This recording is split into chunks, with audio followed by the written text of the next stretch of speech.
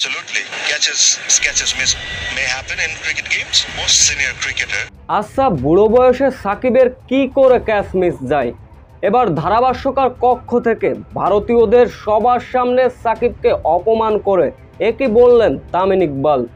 প্রথম দিনে বাংলাদেশের পেসাররা দাপট দেখালেও বারবার মিস ফিল্ডিং করতে দেখা যায় বাংলাদেশের অভিজ্ঞ ক্রিকেটার সাকিব আল হাসানকে। কয়েকটা ক্যাচ মিস করেছেন, কয়েকটা ইজি বাউন্ডারি মিস করেছেন এই অভিজ্ঞ ক্রিকেটার। 39 রানে 6 উইকেট হারানো ভারত দ্বিতীয় দিনে ব্যাটিং করতে নেমে তাসকিনের ভেলকির সামনে রীতিমতো কুপকাত। 86 রান করা রবীন্দ্র জাদেজা এবং রবিচন্দ্রন অশ্বিন 113 রানে এই তাসকিন আহমেদই ওদেরকে খেয়ে দিয়েছে।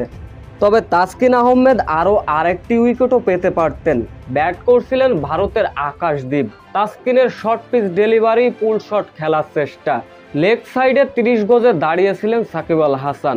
বলটি উপরে উঠল, ইজি ক্যাচ, কিন্তু সাকিব আল হাসানের বল থেকে চোখ সরে গেল, ক্যাচটি ড্রপ করলেন।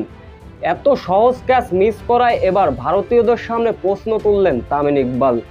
ভারতীয় ধারাভাষ্যকরা বলেন সাকিব আল হাসানের কাছ থেকে এমন ক্যাচ সত্যি গ্রহণযোগ্য নয়। তামিম ইকবালও ধারাভাষ্যকার পক্ষ থেকে তাদের সঙ্গে যোগ্য সঙ্গে দিলেন।